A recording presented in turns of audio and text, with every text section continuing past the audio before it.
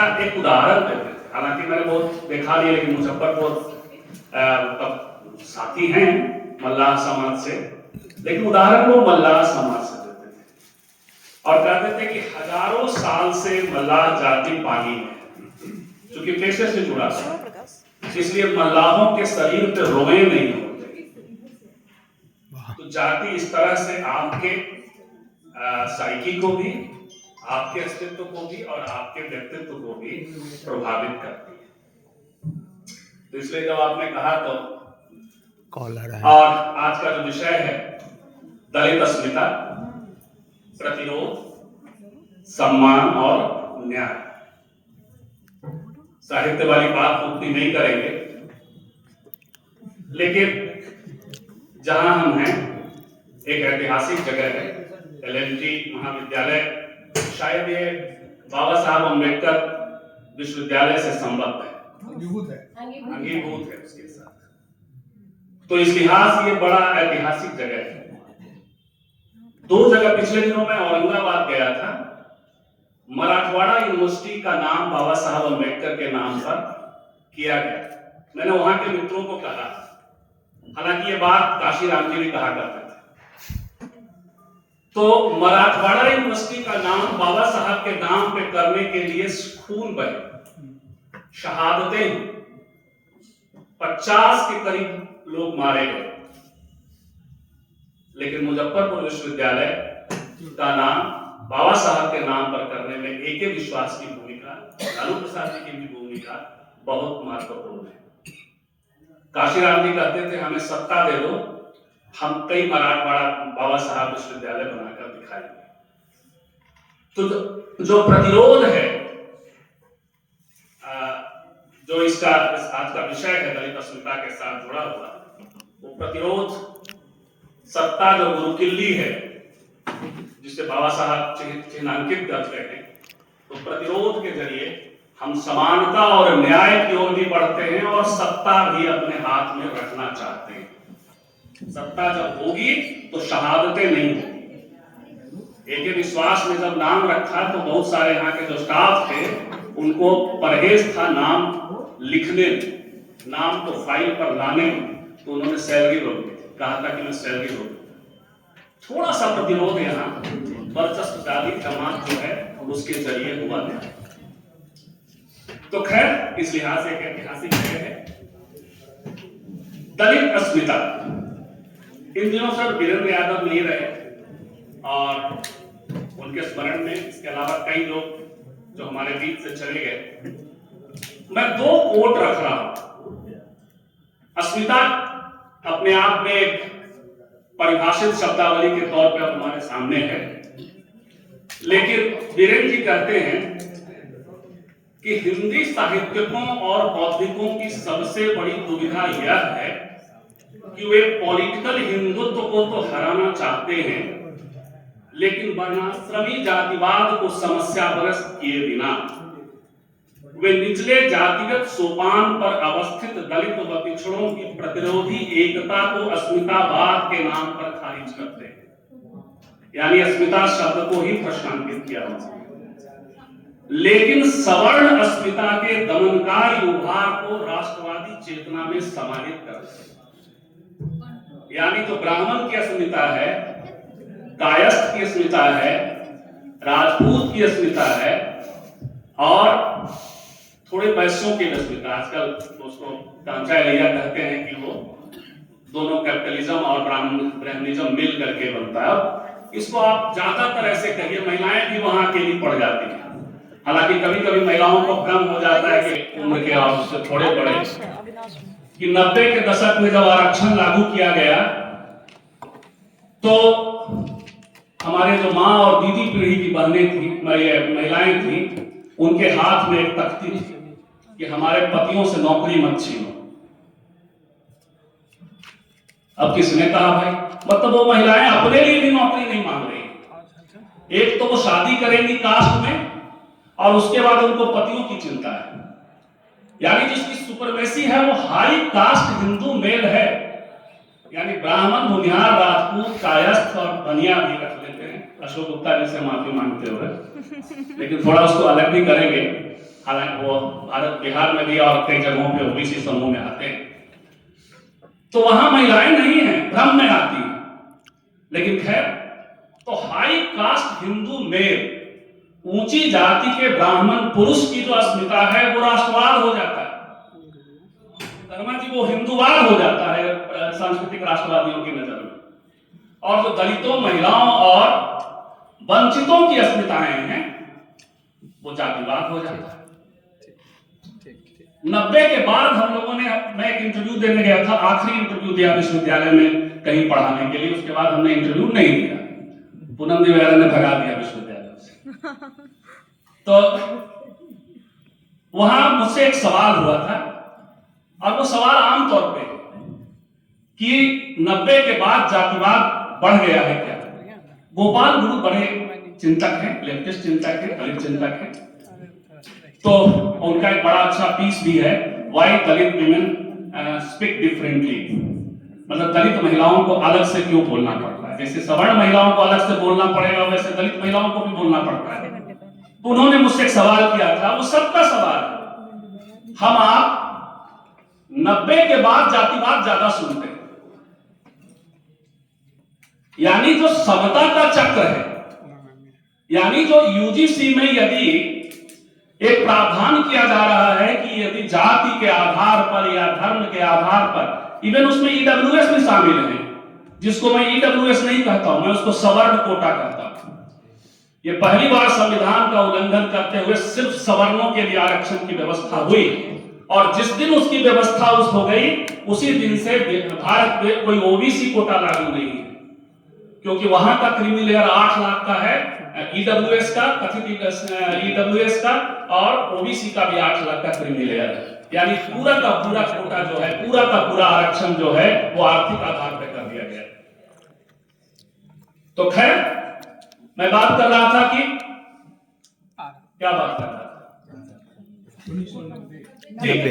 1990 के बाद कहा जाने लगा कि जातिवाद बढ़ गया, क्योंकि बिहार और यूपी जो मंडल आयोग का कमीशन लागू हुआ था उसके बाद, जबकि वो एक समता का चक्र है, और इतिहास का न्याय देखिए कि उसको लागू करने वाले बीपी सिंह राजपूत समाज से आते थे, राजपूत ही नहीं, आरक्षण से आने लाभान्वित हम सब लोग भी उनको भूल जाते हैं। इस बार दुख होता है कि बीपी सिंह को पीएमओ ने भी याद नहीं किया, यानी कम से कम भाजपा नहीं याद करे, कांग्रेस नहीं याद करे, राष्ट्रीय जनता दल नहीं याद करे, समाजवादी पार्टी याद न करे, लेकिन प्रधानमंत्री थे।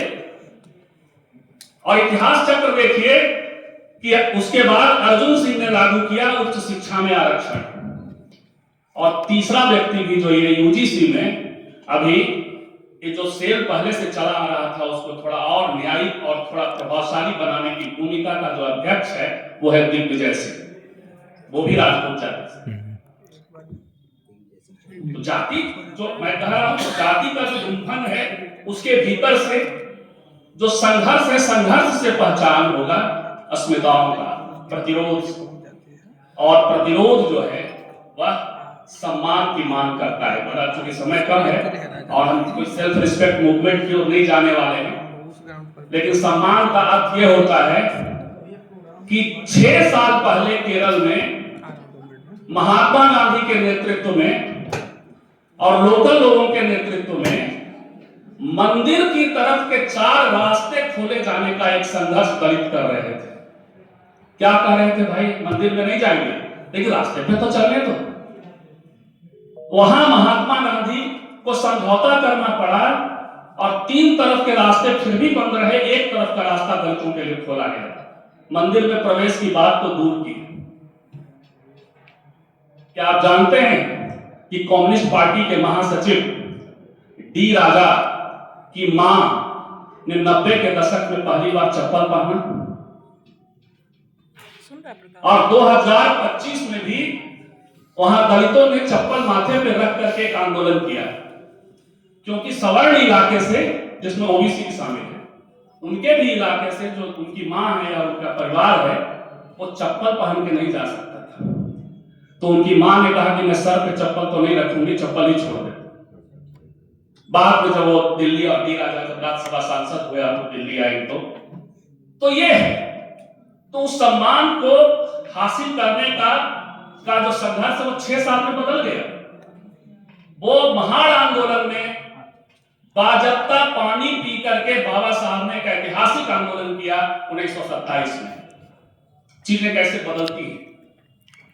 तो यह अस्मिता नहीं, यह संघर्ष न्याय हासिल करने का संघर्ष है। बड़ा अच्छा विषय जिसने भी अशोक जी ने रखा और आप सबने तय किया, और वह न्याय कैसा है। ये बातें सुन के कुछ कड़वी भी लग रही होगी, और जो आज यूजीसी की जो जमात है जो उसका विरोध कर रही है, व्यर्थ। मैं तो समझ ही नहीं पा रहा हूं कि क्यों व्यर्थ, क्या हो रहा है। ये दरअसल भारतीय जनता पार्टी के आपसी टकराव है, उसकी कहानी है, उसमें ज्यादा नहीं फंसेंगे।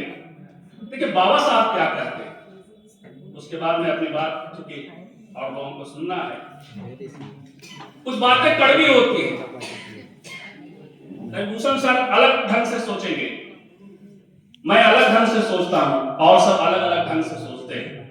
अलग अलग पूनम जी की सोच अलग होगी, लड़ाइयां भी अलग अलग ढंग से, लेकिन अंततः हम सब की जो लड़ाई है वो समानता प्राप्ति की लड़ाई है। जो न्याय का प्रसंग है उस पर मैं बात करने जा रहा हूं। याद करिए पहली बार बाबा साहब का स्पीच, सब लोग डरा हुआ था।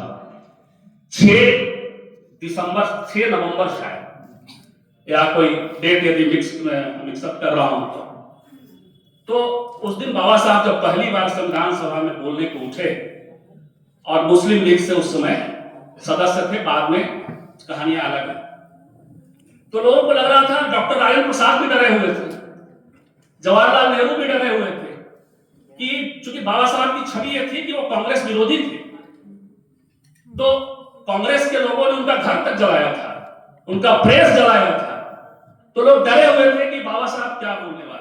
बाबा साहब ने क्या बोला, यही न्याय, और खास करके ये जो राष्ट्र निर्माण करने चले हैं, मस्जिद मस्जिद पे जाकर के झंडा फहरवा के, मुजफ्फरपुर में भी फहरवाया गया था, भागलपुर में भी, मुजफ्फरपुर के भी कोई आसपास के इलाके में, वो राष्ट्र निर्माण नहीं है, वो राष्ट्र है ही नहीं उनका। वो तो आजकल सिलिकॉन वैली में जा रहे हैं।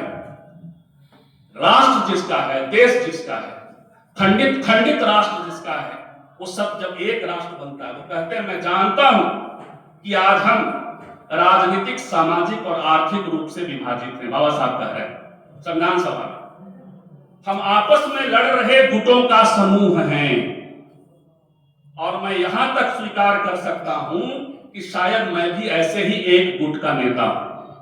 बाबा साहब कह रहे हैं कि हम भी ऐसे गुट के नेता हैं। लेकिन महोदय, इन सब के बावजूद मुझे पूरा विश्वास है कि समय और परिस्थितियों के साथ दुनिया में कोई भी चीज इस देश को एक होने में नहीं रोक पाएगी। अपने सभी जातियों और धर्मों के बावजूद मुझे जरा भी संदेह नहीं है कि हम किसी न किसी रूप में एकजुट राष्ट्र होंगे। ब्राह्मण, भूमियार, राजपूत, कायस्थ, यादव, कुर्मी, कोयरी, चमार, प्रसाद, सब, कि हम तो छोटे छोटे देश हैं, ये जातियां नहीं हैं। पूजा पद्धति अलग है, खान पान अलग है, हम नहीं अपनाते हैं दूसरों का खान पान, तो इसके बावजूद एक अम्ब्रेला की तरह आगे बढ़ते हैं। मुझे कहने में कोई संकोच नहीं है कि भारत के विभाजन के लिए मुस्लिम लीग के आंदोलन के बावजूद एक दिन मुसलमानों को भी पर्याप्त ज्ञान प्राप्त होगा, और वे भी सोचने लगेंगे कि एक संयुक्त भारत के लिए भी उनके लिए बेहतर है, मतलब एक संयुक्त भारत ही उनके लिए बेहतर है। अंतिम लक्ष्य की बात करें तो मुझे लगता है कि हमेशा से किसी को भी कोई आशंका या संदेह नहीं होनी चाहिए। हमारी समस्या अंतिम भविष्य को लेकर नहीं है, हमारी समस्या यह है कि आज हमारे सामने मौजूद इस विविध जन समूह को एक साथ मिलकर निर्णय लेने और एकता की ओर ले जाने वाले मार्ग पर चलने के लिए कैसे। एक लंबा भाषण है, कभी पढ़ लीजिएगा, वो मैनिफेस्टो है संविधान का। तालियां गड़गड़ा उठी, खुद राजेंद्र प्रसाद ने तालियां बजानी शुरू की, जवाहरलाल नेहरू, तमाम लोगों के चेहरे चमक गए थे।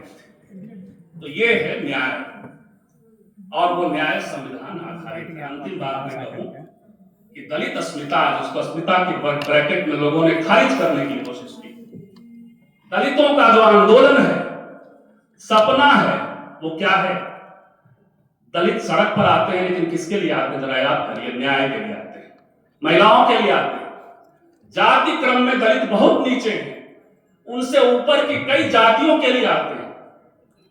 90 में जब मंडल कमीशन लागू हो रहा था, तो उसमें दलितों को कुछ मिलने वाला नहीं था, क्योंकि दलित पहले से उन्हें आरक्षण मिला हुआ था। लेकिन उसके लिए दलितों ने लड़ाई लड़ी, संघर्ष, घृणा झेला। आज जो यूजीसी का संघर्ष है, वहां भी दलित आते हैं। 2006 के आंदोलन में भी मैंने देखा कि दलितों ने संघर्ष किया स्त्रियों के लिए, और आज जो आरक्षण भारत में अब लागू होने वाला है महिलाओं के लिए, वहां भी आरक्षण के भीतर आरक्षण का जो संघर्ष है, ओबीसी महिलाओं की जो चिंता है, उसमें हमने दलित संगठनों को चिंता करते हुए देखा है। भारत में जो महिलावाद की धारा है, वह धारा भी महात्मा फुले और बाबा साहब से आती है। भारत में यदि स्त्रीवाद का कोई प्रतिनिधि चेहरा है, तो वो इसी धारा से आती है।